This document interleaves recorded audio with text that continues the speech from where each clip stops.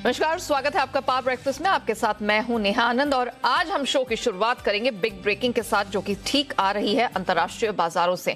जी हां, SGX Nifty लगातार कुछ दिनों की स्ट्रेंथ के बाद आज भारी भरकम गिरावट लेकर खुला है। 150 अंकों की गिरावट है। 18,000 का लेवल अभी होल्ड हो रहा है। आगे दिन के दौरान क्या होता है देखने वाली बात होगी। जापानीज मार्केट तो है बंद। Dow futures flat to positive trade करने की कोशिश कर रहा है 32,200 के पास। 30-29 अंकों की स्ट्रेंथ वहां पर देखने को मिली है। नैस्डैक फ्यूचर्स की बात की जाए तो छोटे दायरे का ट्रेड यहां भी दिख रहा है। महज 23 अंकों की मजबूती यहां दिख रही है। बाकी एशियन मार्केट्स पर नजर डालें तो गिरावट के साथ 1% नीचे हुई है शुरुआत और पस्त हुआ है कमोडिटी बाजार, फिर चाहे वो बुलियन हो, एनर्जी या फिर एग्री स्पेस। क्या कुछ हुआ है बीते सत्र में अंतर्राष्ट्रीय बाजार में, क्यों आई है इतनी भारी गिरावट और महत्वपूर्ण ट्रिगर्स पर बात करने के लिए मेरे सहयोगी दीपांशु इस वक्त मेरे साथ स्टूडियो में जुड़ चुके हैं। दीप, मॉर्निंग। क्या हुआ? किया तो वही फेड ने जिसका हम एक्सपेक्टेशन लगा रहे थे 0.5%। बोल क्या दिया जो हम पूरा बाजार इतना डर गया? एग्जैक्टली और हमने कल भी यही बात करी थी कि पॉलिसी में जो आएगा वो इतना इंपॉर्टेंट नहीं है, आगे की कमेंट्री बिल्कुल वैसे ही लग रहा है।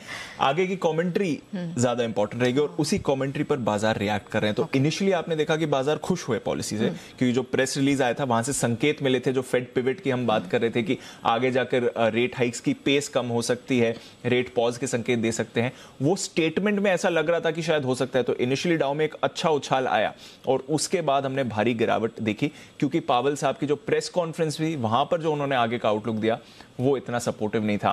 खैर, just for sake of it 0.5% से दरें बढ़ाई हैं एज एक्सपेक्टेड। यूएस में रेंज अब 3.75% से बढ़कर 4% की रेंज हो चुकी है। 2008 के बाद की हाईएस्ट इंटरेस्ट रेट्स हैं। तो 2008 की फाइनेंशियल क्राइसिस के पहले के जो रेट्स थे वो अब आपकी स्क्रीन पर आ चुके हैं यूएस में। तो इकोनॉमी की हालत तो ठीक ठाक है, बट आगे और दरें बढ़ाने के संकेत दिए हैं। 2% इन्फ्लेशन का कमिटमेंट बरकरार रखा है कि जब तक 2% पर नहीं आएगा तब तक फेड टाइटनिंग साइकिल में रहेगा।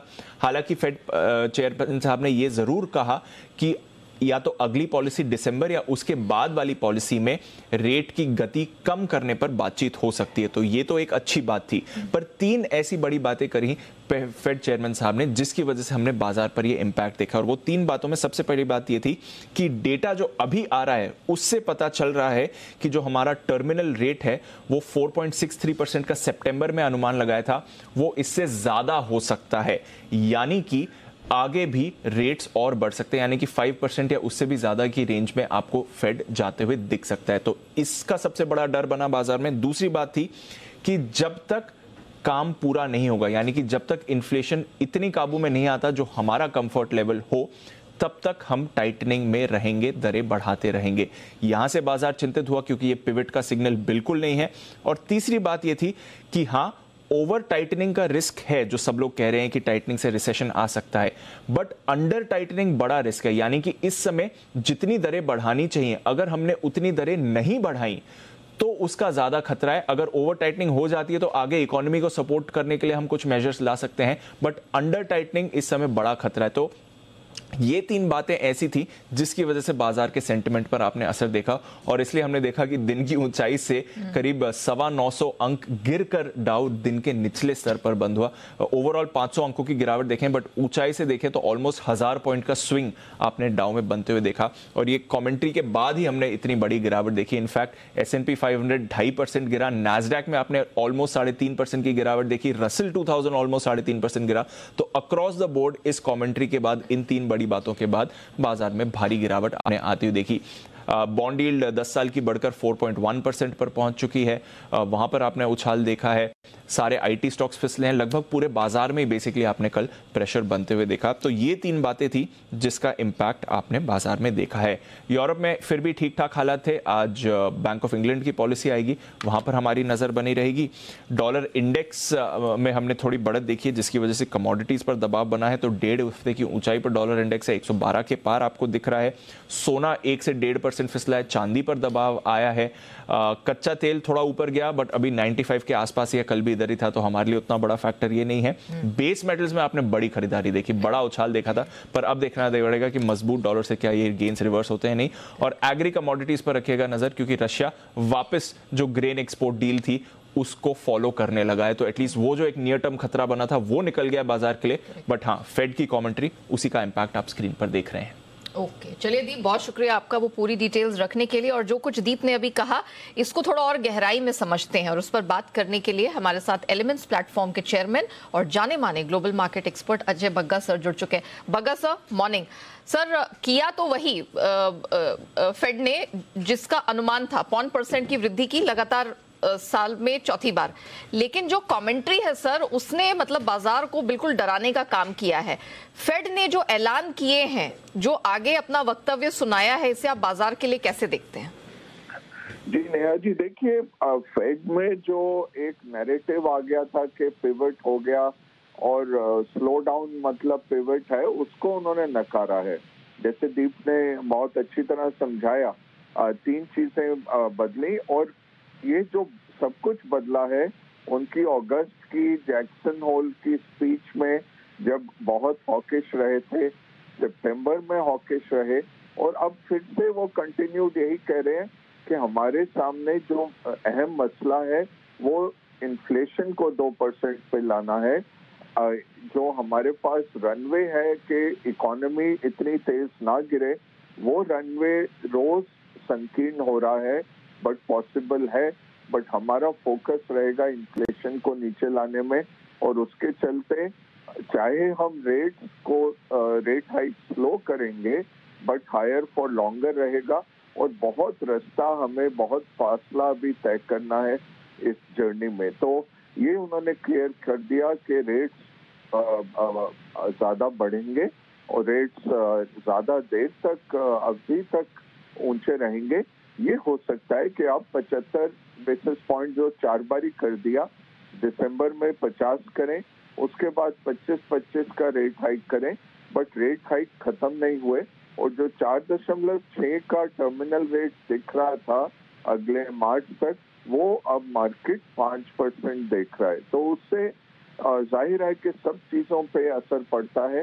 सब रिस्क एसेट का डिस्काउंटिंग 5% पे होता है, आपके अर्निंग स्लो डाउन हो रहे हैं। तो ओवरऑल मार्केट ने एक ओवर रिएक्शन दिया।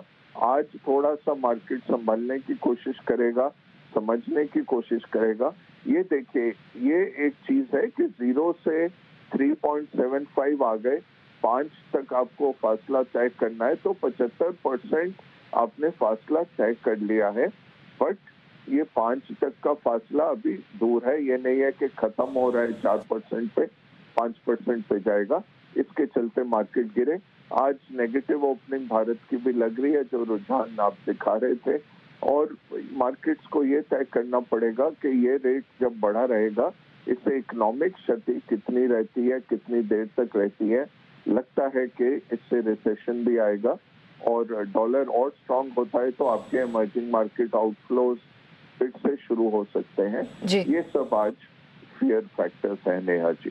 चलिए, तो ये वो फैक्टर्स हैं जिसपे आज बाजार निर्धारित करेगा कि यहां से गोइंग फॉरवर्ड मूड किस प्रकार का रहने वाला है। शुक्रिया बग्गा सर हमारे साथ जुड़ने के लिए और इतने बेहतरीन तरीके से समझाने के लिए कि फेड के फैसले का इम्पैक्ट गोइंग फॉरवर्ड क्या है।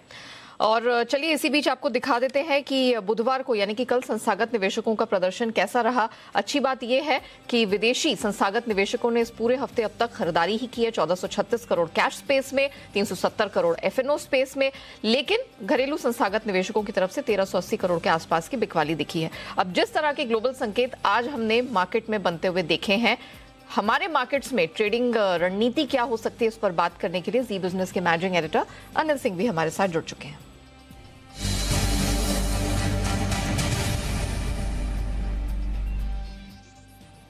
Sir good morning sir. आज मेरे पास आपके लिए 2 सवाल हैं। पहला तो अभी बग्गा सर से वैसे हम बात कर ही रहे थे, लेकिन ये यूएस फेड के फैसले के बाद जिस तरह से अमेरिकी बाजारों की पिटाई हुई है, हमारे मार्केट्स भी क्या वैसा ही असर दिखाएंगे आज?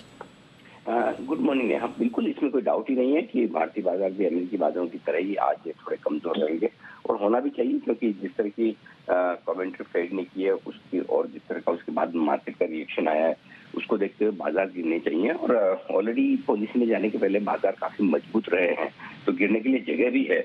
और स्पेशली जब आप 18,100 18,200 की रेंज में, जहां पर थोड़ी सी ऊपर के लेवल पर रुकावट की जगह है, वहां पर पहुंचे और वहां से एक पूरा आपका अक्टूबर का महीना काफी मजबूत रहा है और अच्छी तेजी बनी है, तो वहां से करेक्शन की जगह है और उस हिसाब से भारतीय बाजार भी पूरा का पूरा रिएक्शन देंगे। हाँ, ये जरूर कह सकते हैं कि शायद हम उतना कमजोर ना हो, थोड़ा कम कमजोर हो, क्योंकि पिछले 5-7 दिनों में एक चीज जो नेहा बदली है वो ये कि भारतीय बाजार इतने ज्यादा बढ़े नहीं। पहले हम अमेरिका बढ़ता था तो उससे कहीं ज्यादा बढ़ जाते थे, गिरता था तो कम गिरते थे, लेकिन पिछले 5-7 दिनों में हमने एक काम किया कि हम बहुत ज्यादा बढ़े नहीं, दाव में अमेरिका में ज्यादा मजबूती दिखी है, तो उस लिहाज से हमारे लिए गिरने की जगह कम रहेगी। लेकिन इसमें कोई डाउट नहीं कि अमेरिकी बाजारों के रिएक्शन पर भारतीय बाजार आज थोड़े कमजोर तो रहेंगे ही। ओके, तो सर फिर ऐसी स्थिति में निफ्टी, बैंक निफ्टी के सपोर्ट रेंज, रेजिस्टेंस, इसमें कोई बड़ा बदलाव?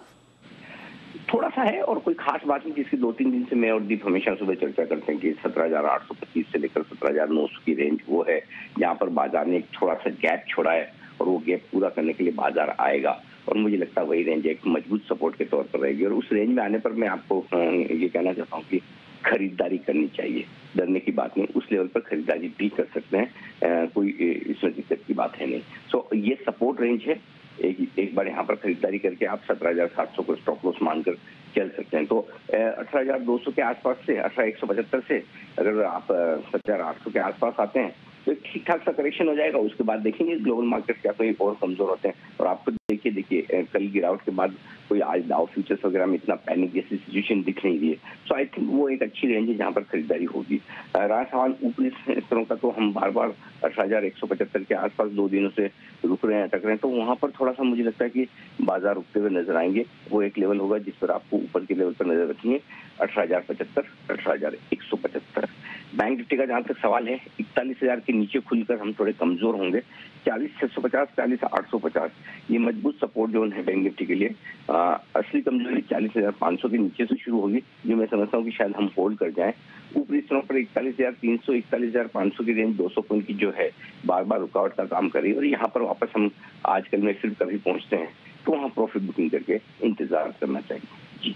Point taken sir, thank you so much sir. दर्शकों को ये कॉन्फिडेंस देने के लिए कि हालात उतने बुरे नहीं हैं जितने कि अंतर्राष्ट्रीय बाजार दिखा रहे हैं, तो क्लियरली सर ने कहा है कि खरीदारी करनी है, घबराने की जरूरत नहीं है। डिप कोई भी करेक्शन खरीद का ही मौका होगा। 17,825, 900 सपोर्ट रेंज निफ्टी पे, 18,075 से 175 ये आपके लिए रेजिस्टेंस बैंड साबित होगा। बैंक निफ्टी का सपोर्ट लेवल 40,650 से 850 लग रहा है। 40,500 का लेवल टूटता नहीं दिख रहा है सर को फिलहाल, और अपर बैंड जो है वो 41,500 तक स्ट्रेच होती हुई नजर आ रही है। आइए अब जान लेते हैं कि खबरों के दम पर किन स्टॉक सेक्टर्स में रहेगा एक्शन, एंड ऑफ कोर्स जिन कंपनियों ने नतीजे कल पेश किए हैं बाजार बंद होने के बाद, उनकी पूरी एनालिसिस लेकर अरमान जुड़ चुके हैं। अरमान, मॉर्निंग, बताइए सबसे पहले तो तिमाही नतीजे कैसे रहे? जी, तिमाही नतीजों में सबसे पहले दालमिया भारत पर ध्यान रखिएगा, क्योंकि वहां पर अगर आप नतीजे देखेंगे तो जो हमारे अनुमान से थोड़े कमजोर नतीजे आए हैं। आय में लगभग आपको 15% की बढ़ोतरी दिखेगी, पर मार्जिन्स में जैसा कि सब में देखा गया है यहाँ पे कटौती देखी गई है। 22% से घटकर लगभग 13% के आसपास आते हुए दिखे हैं। कंपनी ने 4 रुपये प्रति शेयर का डिविडेंड भी दिया है। M&M फाइनेंस जो हमारा अनुमान था उससे कमजोर नतीजे आए हैं। NII तो लगभग 0.3% बढ़े हैं, बट अगर आप निम्स देखेंगे QOQ 8.2% से घटकर 7.5% पर आए हैं। त्रिवेणी टर्बाइन की बात करें तो मिक्स्ड नतीजे आते हुए दिखे हैं। आय तो लगभग 42% बढ़ी है, पर मार्जिन्स में आपको थोड़ी कटौती देखी गई है। 20% से घटकर 19% पर आए हैं, और कंपनी ने 190 करोड़ के जो शेयर बायबैक पर खर्च करेगी। 350 रुपए प्रति शेयर के जो भाव है उसके बायबैक करेगी। नेलकास्ट नतीजे बढ़िया हैं। आय लगभग 38% बढ़ी है, मार्जिन्स 6% से बढ़कर 8% पर आते हुए दिखे हैं। एमटा टेक्नोलॉजी यहां पर भी नतीजे आपको बढ़िया दिख रहे हैं। आय लगभग 38% बढ़ी है, मार्जिन्स हालांकि थोड़े से ठीक ठाक आते हुए दिखे हैं, 32% से घटकर 28% पर। तो देखा जाए तो मार्जिन्स पर थोड़ा कट देखा गया है। UFO मूवीज यहां पर भी अगर आप नतीजे देखेंगे तो जो लॉस है वो घटकर आया है। आय 312% बढ़कर आई है, और अगर आप बात करेंगे घाटे की तो घाटा 28 करोड़ से घटकर 9 करोड़ पर आता हुआ दिखा है। आंध्रा पेपर नतीजे बढ़िया हैं। आय में लगभग 29% की बढ़ोतरी है, और मुनाफे में देखेंगे तो 19 करोड़ से बढ़कर 113 करोड़ पर आता हुआ दिखा है। गति नतीजे मिक्स्ड दिख रहे हैं। आय लगभग 9% बढ़ी है, और मार्जिन्स में भी थोड़ा इंप्रूवमेंट देखा गया है, 4% से बढ़कर 4.6% पर। और अंत में जेके पेपर, जैसा कि सारे पेपर स्टॉक में चल रहा है, नतीजे बढ़िया दिख रहे हैं। आय 74% बढ़कर आई है, और मार्जिन्स में भी आपको अच्छा इंप्रूवमेंट देखा गया है, 23% से बढ़कर लगभग 33% पर आते हुए दिखे हैं, और मुनाफा भी 24% बढ़ा है। चलिए, तो ये वो सारे तिमाही नतीजे हैं जो कल बाजार बंद होने के बाद रिलीज हुए थे। अरमान, आज के लिए महत्वपूर्ण ट्रिगर्स और स्टॉक्स एंड न्यूज की लिस्ट क्या कहती है? जी, आज भी नतीजे हैं जिसमें निफ्टी में आपको HDFC limited, Hero MotoCorp, Adani enterprises जैसी कंपनी उनके नतीजे आते हुए दिखेंगे। एफएनओ में Amara Raja batteries, Coromandel, HPCL, Rain industries, SRF और वोडाफोन आइडिया जैसी कंपनी है जिनके नतीजे आएंगे। आज जो हमारी एफएम है वो कमर्शियल कॉल माइंस ऑक्शन का जो 6th राउंड है वो लॉन्च करती हुई दिखेंगी। आरबीआई एमपीसी की जो एडिशनल बैठक है वो भी होने वाली है। पिरामल फार्मा पर ध्यान रखिएगा क्योंकि जो इनका ट्रांसफर ऑफ शेयर्स होंगे टी ग्रुप से अब ये बी ग्रुप में आ जाएंगे। एसपी अपैरल्स, जहां पे अगर आप बात करेंगे इनका जो बायबैक है वो आज से शुरू हो जाएगा। कुछ स्टॉक्स में एक्स डेट है डिविडेंड्स में, जिसमें Dabur India, Coforge, Laurus lab, Navin fluorine और अपोलो ट्राइकोट ट्यूब्स जैसे स्टॉक है जहां पर आपको एक्स डेट्स होती हुई दिखेगी। और कुछ ग्लोबल नहीं, आपको आईपीओ की कई सारी अपडेट्स हैं जिसमें अगर आप बात करेंगे ग्लोबल हेल्थ की अगर बात करेंगे, आज से खुल रहा है आईपीओ।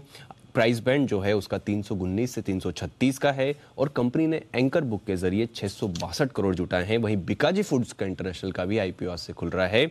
वहां पर जो इश्यू प्राइस है वहां पर अगर प्राइस बैंड की बात करेंगे 285 से 300 रुपए का है और कंपनी ने 262 करोड़ रुपए एंकर बुक के जरिए हैं और उसमें आपको नोमुरा, ब्लैक रॉक, गोल्डमैन जैसे नाम दिखेंगे जो एंकर बुक में आए हैं।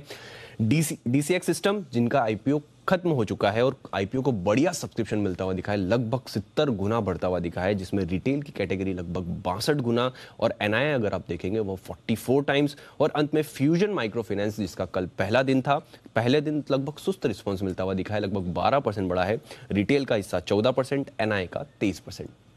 ऑलराइट, चलिए अरमान, बहुत शुक्रिया आपका हमारे साथ वो पूरी डिटेल्स शेयर करने के लिए। आइए अब जान लेते हैं आज की ट्रेडिंग कॉल। शुरुआत चॉइस ब्रोकिंग के साथ। एसबीआई कार्ड खरीद के चलने की सलाह है।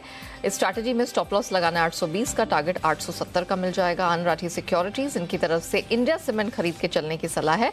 इस स्ट्रैटेजी में स्टॉप लॉस 238 का और टारगेट 255 का मिल जाएगा। और अंत में सेंट्रम ब्रोकिंग, रैडिको खैतान पर आज दाव लगाने की रिकमेंडेशन है। 1050 का स्टॉप लॉस और टारगेट 1100 का लगाकर चलना है। चलिए, बाजार पर आज आपकी क्या रणनीति है, इस पर रणनीति लेकर ग्लोब कैपिटल मार्केट्स के हिमांशु गुप्ता की राय हम तक पहुंच चुकी है। और आज स्टॉक स्पेसिफिक एक्शन में मारुति सुजुकी पर दाव लगाने की रिकमेंडेशन है। खरीदारी करके चले। 9150 के पास उन्हें बेस्ट एंट्री दिख रही है। स्टॉप लॉस 9080 का और टारगेट पहला तो 9350 और इवेंचुअली 9400 तक का टारगेट बनता हुआ दिखाई दे रहा है। अब बारी आती है कमोडिटी बाजार की और आज की रणनीति आई है आईएफएल सिक्योरिटीज के अनुज गुप्ता की तरफ से। उनकी तरफ से सोना में सेल करके चलने की सलाह है। दिसंबर वायदा 50,700 पे बेच के चले 50,300 के टारगेट के लिए। चांदी भी 58,000 के टारगेट के लिए बेचकर चलने की सलाह है और कच्चा तेल नवंबर वायदा बेच के चले 7,300 के डाउनवर्ड टारगेट के लिए। चलिए, इसी के साथ पावर ब्रेकफास्ट को हम यहीं रैप करते हैं, लेकिन आप बने रहिएगा जी बिजनेस के साथ। ब्रेक के बाद लेकर आएंगे ट्रेडर्स डायरी, जहां आपको मिलेंगे आज के लिए 20 दमदार ट्रेडिंग आइडियाज।